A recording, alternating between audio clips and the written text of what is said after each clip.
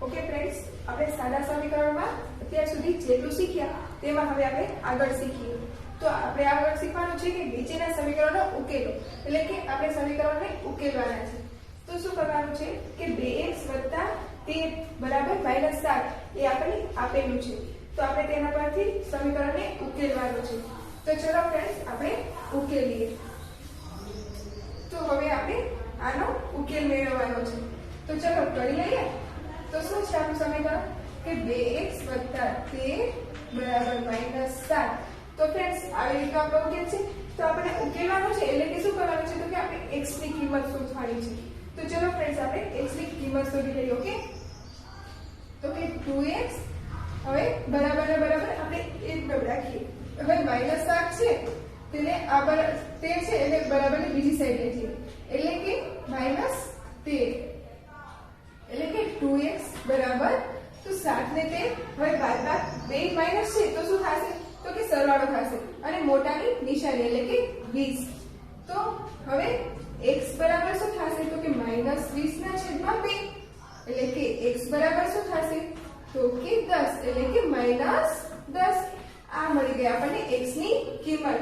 જો ફ્રેન્ડ્સ મળી ગઈ ને, તો હવે આપણે આવી જ રીતના ત્રીજો, ચોથો, પાંચમો, બીજો, ત્રીજો અને ચોથો ચારે દાખલા આપણે સોલ્વ કરશું ને. ઓકે, તો ચલો હું તમને એક વાત શીખવી દઉં. તો ચલો ફ્રેન્ડ્સ, દાખલા નંબર બીજો. તો એ કેવી રીતના છે ફ્રેન્ડ્સ તો કે 3a - 5 = 100. તો હવે આમાં શું કરવાનું તો કે આમાં આપણે a ની કિંમત શોધવાની છે. તો કે a ની કિંમત શોધવા માટે 3a = 16 + 5 એટલે કે આ 5 છે એ 16 ની ઓલી બાજુ લઈ ગયા એટલે કે 3a = 21. હવે a બરાબર શું મળ્યું તો કે 21/3 વયા ગયા એટલે કે છેદ ઉડાડીએ તો આપણને મળ્યા 7. હવે તેવી જ રીતના ફ્રેન્ડ્સ -2x + 3 = 7. તો એમાં શું કરવાનું તો કે -2x બરાબર 7 ના 7 એમને વચ્ચે અને -3 આવી જાય બરાબરની બીજી સાઈડ એટલે કે -2x બરાબર 7 માંથી 3 જાય એટલે કે 4 એટલે x બરાબર 4/-2. તો આપણને જવાબ શું મળશે ફ્રેન્ડ્સ તો કે x બરાબર -2. તો ફ્રેન્ડ્સ, જવાબ આવી ગયો ને. હવે તેવી જ રીતના ફ્રેન્ડ્સ આપણે જોઈએ દાખલા નંબર 4. તો તેમાં શું છે ફ્રેન્ડ્સ તો કે ચોથો એમાં એમ કહેવામાં આવ્યું છે કે 15 - 4a = 3. તો ચલો આપણે આગળ કરીએ. આમાં તો કે 15 છે એના 15 એમનામાં જ રાખીશું.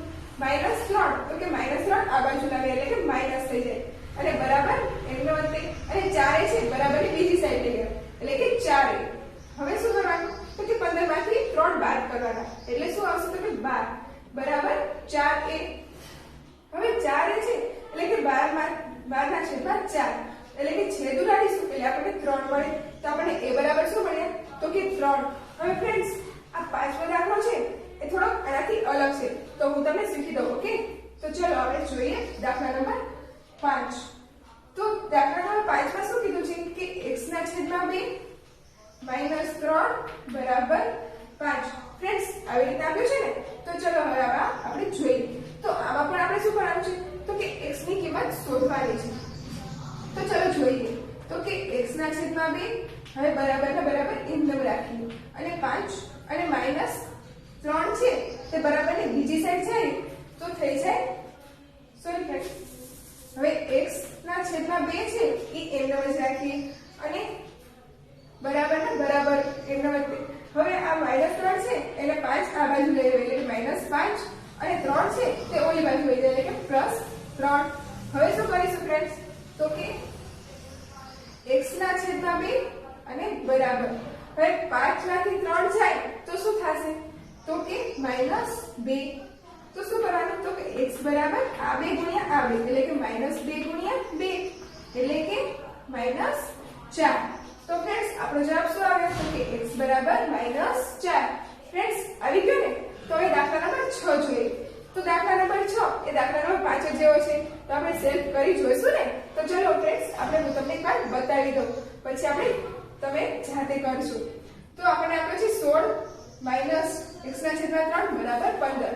તો એ 16 છે 16 - 15 હવે આ બાજુ બરાબર ની લાગે એટલે -15 થઈ જવાના બરાબર x/3 રહ્યા એ બરાબરની બીજી સાઈડ રહી ગયા એટલે કે x/3 આવી જાય. 16 માંથી 5 જાય એટલે કે 1 બચે અને બરાબરના બરાબર એકદમ જ છે અને 1/3. હવે 3 રહ્યા એ એક સાથે ગુણાય છે એટલે કે 1 × 3 અને બરાબરના બરાબર એમનામ જ છે અને x એટલે તો આપણને જવાબ શું મળ્યો તો કે x બરાબર 3.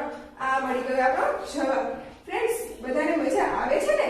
તો ચલો હવે આપણે કંઈક નવું શીખીએ. તો ફ્રેન્ડ્સ, હવે શું કરવાનું છે તો કે સમીકરણની મદદથી કોયડા ઉકેલવાના છે. તો એટલે કે આ દાખલા રહ્યા એ આપણે ઉકેલવાના છે.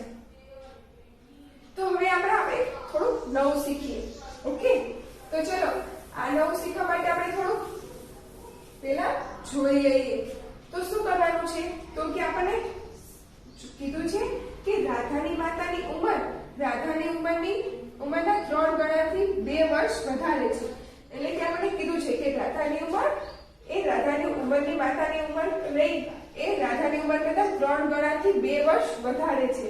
તો રાધાની માતાની ઉંમર આપણને આપી છે કેટલી છે તો કે 32 વર્ષ હોય તો રાધાની ઉંમર શોધવાનું સમીકરણ શોધવાનું છે. શું કરવાનું છે કે રાધાની ઉંમર નહીં એ શોધવા માટેનું આપણે સમીકરણ શોધવાનું છે. તો આમાં આપણે શું કરીશું તો કે આપણે આમાં રાધાની ઉંમરને ધારવી પડશે.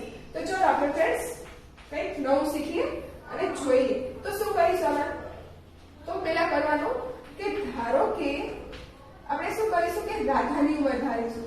એટલે કે લખીશું રાધાની ઉંમર શું ધારીશું તો કે x વર્ષ. આ આપણે રાધાની ઉંમર ધારી. તો હવે શું કરવાનું તો આપણને કીધું છે કે રાધાની માતાની ઉંમર શું કીધી છે કે રાધાની ઉંમર કરતા 3 ગણાથી 2 વર્ષ વધારે. તો ચલો આપણે એ પણ લખી લઈએ કે રાધાની માતાની ઉંમર કરતા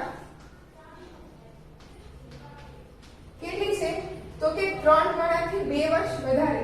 કે 3 ગણાથી 2 વર્ષ વધારે. તો ફ્રેન્ડ્સ શું થશે તો આપણું સમીકરણ એવું બનશે કે રાધાની ઉંમર આપણે x ધારી હતી તો એની માતાની ઉંમર એનાથી 3 ગણું એટલે કે 3x કરતા 2 વર્ષ વધારે એટલે કે વધારે 2 વર્ષ એટલે કે વત્તા 2. તો હવે શું કરવાનું છે તો આપણને એની માતાની ઉંમર આપી દીધી છે. કેટલી આપી છે કે 32 વર્ષ. તો આપણું સમીકરણ કેવું બનશે તો કે સમીકરણ તો શું થશે તો કે 3x વત્તા 2 બરાબર તો કે 32. આ એની આવી ગયું સમીકરણ. તો આપણને શું મળ્યું તો કે રાધાની ઉંમર શોધવા માટેનું સમીકરણ શું મળ્યું તો કે 3x વત્તા 2 બરાબર 32. ફ્રેન્ડ્સ, મજા આવે છે ને બધાને? તો ચલો હવે જે આપણે આવો દાખલો જોઈ લઈએ. ઓકે, તો ચલો જોઈએ દાખલા નંબર 2.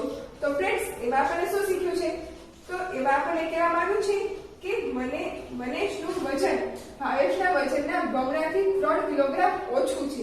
જો બંનેનું કુલ વજન 78 કિલોગ્રામ હોય તો ભાવેશનું વજન શોધવા માટેનું સમીકરણ બનાવો. તો હવે આપણને કીધું છે કે મનેશનું વજન ભાવેશના વજન કરતા બમણાથી 3 કિલોગ્રામ ઓછું છે. તો આમાં આપણે છે ને ભાવેશનું વજન ધારવું પડશે. આપણે શું કરીશું ભાવેશનું વજન ધારીને પછી મનેશનું વજન આપણે બનાવીશું. વજન માટે તેનું સમીકરણ બનાવીશું અને આપણને બંનેના કુલ વજનનું સમીકરણ આપી દીધું છે. વજન આપી દીધો છે. શું આપ્યો છે તો કે 78 કિલોગ્રામ. તો ચલો આપણે ભાવેશનું વજનનું સમીકરણ શોધવાનું છે. તો તે આપણે શોધી લઈએ. તો શું કીધું છે તો આપણે શું ધારવાનું પહેલા તો કે ધારો કે આપણે ફ્રેન્ડ્સ કોનું વજન ધારવાનું તો કે ભાવેશનું વજન ધારવાનું છે. તો કે ભાવેશનું વજન તો કે કેટલું ધારીશું તો કે x કિલોગ્રામ. આ ધાર્યું આપણે ભાવેશનું વજન. તો આપણને શું કીધું છે કે મનેશનું વજન રહ્યું એ ભાવેશના વજનથી કેટલું કીધું બમણાથી 3 કિલોગ્રામ ઓછું. તો ચાલો આપણે એ પણ લખી લઈએ. તો કે મનેશનું વજન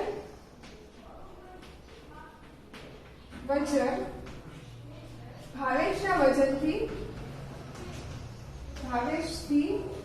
બમણાથી 3 કિલોગ્રામ ઓછું એટલે કે બમણાથી 3 કિલોગ્રામ ઓછું. તો હવે આનું સમીકરણ કેવું બનશે? તો કે આનું સમીકરણ બનશે કે બમણું એટલે કે 2x એમાંથી 3 કિલોગ્રામ ઓછું એટલે કે -3. આ બની ગયું આપણું સમીકરણ. પણ આ સમીકરણ હજી ચાલશે નહીં, કેમ કે આપણે કુલ વજન આપ્યો છે અને બંનેનું ભેગું સમીકરણ શોધવાનું છે. તો ચલો આપણે ભાવેશનું સમીકરણ ગોતવાનું છે, એના માટે સમીકરણ બનાવી લઈએ. તો ચલો લખીએ સમીકરણ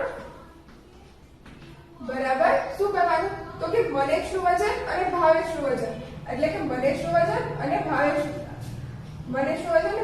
વજનનો સરવાળો કરવાનો. તો ચલો લખીએ પહેલા મનેશનું વજન અને વત્તા શું કરીશું? તો કે ભાવેશનું વજન.